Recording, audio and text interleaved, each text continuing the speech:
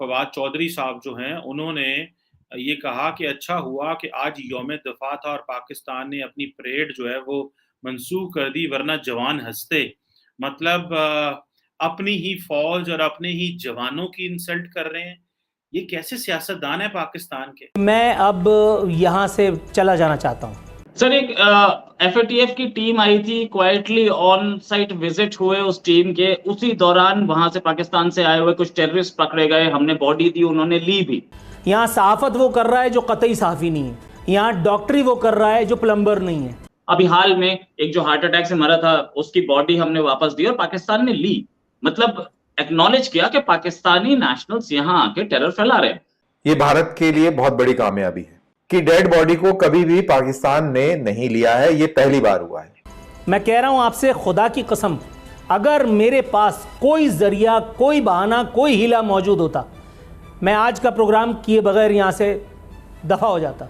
अब देखिए इंडिया ने क्या किया है कि इंडिया ने किसी फॉरेन ऑफिस से स्टेटमेंट्स नहीं दिला रहा, इंडिया सहाफ़ियों से स्टेटमेंट्स दिला रहा है। यानी कि इंडिया ने पाकिस्तान के साथ बात करने का जो लेवल है वो ये ले आए हैं। पाकिस्तान हमेशा से है और हमेशा कायम रहेगा।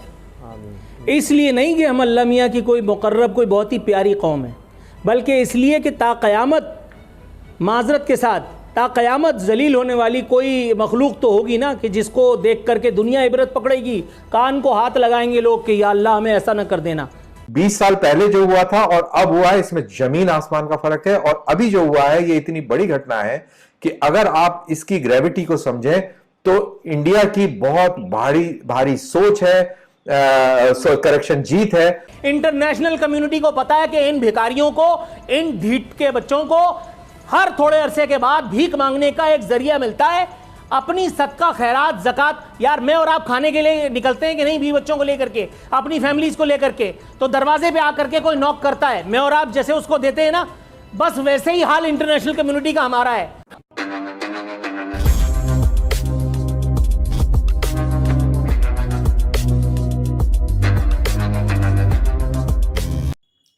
नमस्कार दोस्तों, आज था पाकिस्तान का यौम आज़ादी दिवस, यानी कि गणतंत्र दिवस। गणतंत्र दिवस के दिन जिस तरह से भारत अपनी शक्ति प्रदर्शन करता है, उस तरह से आज पाकिस्तान अपनी शक्ति प्रदर्शन करता है और मार्च निकालता है। लेकिन बाढ़ आने की वजह से पाकिस्तान आर्मी इस बार अपना मार्च और शक्ति प्रदर्शन नहीं कर पाई। लेकिन आज पाकिस्तान की एक important political party PTI Pakistan army की मजाक उड़ा रही है और कह रही है कि अच्छा हुआ पाकिस्तान आर्मी ने ऐसा कोई मार्च नहीं निकाला। अगर पाकिस्तान आर्मी ऐसा कोई मार्च निकालती तो पूरी पाकिस्तान की आवाम पाकिस्तान आर्मी पे हंसती। और दोस्तों, दूसरी तरफ पाकिस्तान ने आज ऑफिशियली एडमिट कर लिया है कि पाकिस्तान की तरफ से टेररिस्ट भारत में आते हैं और भारत में घुसपैठ करते हैं। क्योंकि कुछ दिन पहले भारत ने जिस टेररिस्ट को पकड़ा था और जिसकी मौत हार्ट अटैक की वजह से हो गई थी, आज भारत ने उसे पाकिस्तान को सौंप दिया है और पाकिस्तान ने भी एक्सेप्ट कर लिया है कि जी हाँ, ये हमारा ही टेररिस्ट था जो भारत जा करके घुसपैठ करने की और आतंकवादी घटना प्लान कर रहा था। तो चलिए दोस्तों, आगे इस वीडियो को देखते हैं। फौज को टारगेट कर रहे हैं और इवन आज तो अनहोनी हो गई कि फवाद चौधरी साहब जो हैं, उन्होंने ये कहा कि अच्छा हुआ कि आज यौम-ए-दिफ़ा था और पाकिस्तान ने अपनी परेड जो है वो मनसूख कर दी, वरना जवान हँसते। मतलब अपनी ही फ़ौज और अपने ही जवानों की इंसल्ट कर रहे हैं। ये कैसे सियासतदान हैं पाकिस्तान के? उधर देखा जाए तो जो खैबर पख्तूनख्वा में एक ज़िला खैबर है, वहाँ पे जो लोग हैं वो एहतजाज कर रहे हैं क्योंकि जो अस्करियत पसंद हैं, दहशतगर्द ग्रुप जो हैं, वो दोबारा एक्टिव हो गए हैं और उनकी मुकामी जो सियासी जमातें हैं और शहरी एहतजाज कर रहे हैं। अब आप इमेजिन करें कि खैबर पख्तूनख्वा के अंदर आम शहरियों ने एक मार्च निकाला जिसका नाम है खैबर अमन मार्च का इनेकाद किया थोड़ा दिन 1-2 दिन पहले। और उन्होंने ये बात की कि ये जो अस्करियत पसंद है, ये जो दहशतगर्द हैं, इनके खिलाफ नारे लगाए।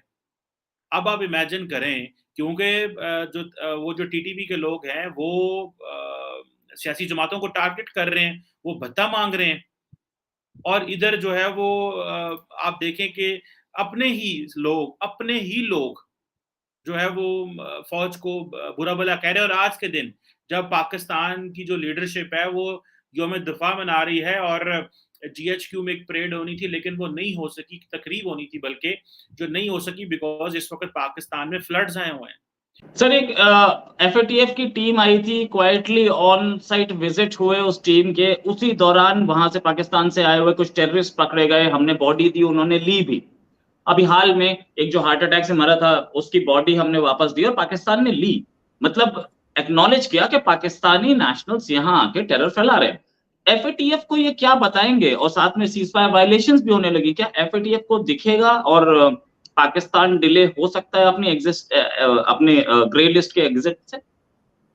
नहीं, देखिए क्या है रोहित जी, अगर एफएटीएफ को समझे तो इस तरीके की बहुत सारी ऑन साइट विजिट होती है, और ऑन साइट विजिट तो अगर आप बाहर से किसी को देखें तो आप वो सारी चीजें मैनेज्ड होती हैं, मतलब गवर्नमेंट ऑफ पाकिस्तान पूरी तरीके से उनकी विजिट को मैनेज करेंगे। क्या देखेंगे? क्या ये वहां पे टेररिस्ट कैंप को देखने जाएंगे और वाकई में इनको टेररिस्ट दिखाए जाएंगे कि देखो आइए हम पाकिस्तान में टेररिस्ट पैदा करते हैं, ऐसे ट्रेन करते हैं? ऐसा कुछ नहीं होता। एक इनके कंसल्टेंट्स होती है, उनके कंसल्टेंट्स जाते हैं, उनको बात करते हैं, वो अपने डॉक्यूमेंट दिखाते हैं कि देखिए आपके यहाँ से जिस तरीके से मनी लॉन्ड्रिंग हो रही है, मनी कलेक्शन हो रही है, आपके यहाँ से कुछ वारदातें हो रही हैं, तो ये सब चीजें हैं, वो दिखाई जाती हैं। तो इसका कोई बहुत ज्यादा महत्व नहीं होता। अल्टीमेटली डिसीजन एफएटीएफ जो है बाकी और चीजों के एविडेंस पे लेता है, और मुझे नहीं लगता कि बहुत जल्दी ये ग्रे लिस्ट में जाएगा। बहुत कंट्रोल में पाकिस्तान अब इसीलिए आ पाया क्योंकि एफएटीएफ की ग्रे लिस्ट में मौजूद है, और वो बाहर निकलना उसके लिए आसान नहीं है। और अभी भी जो वेस्टर्न पावर्स हैं, वो वेस्टर्न पावर्स किसी भी तरीके से पाकिस्तान से खुश नहीं है, उनके कॉपरेशन से, और बहुत सारी ऐसी चीजें जिसको रिजॉल्व करना है। तो ये सिर्फ इंडिया ही नहीं है, बाकी वेस्टर्न पावर्स भी हैं जो इंश्योर करेंगे कि वो ग्रे लिस्ट में मौजूद रहे। और ये जितने भी लोग आते हैं ना, ये लोग क्या कहते हैं, इनके पास में एक थॉट प्रोसेस है, और ये हमेशा बोलते हैं ये जो है they are not part of the government this thing, right? These are people और organisation which is beyond the control of the government.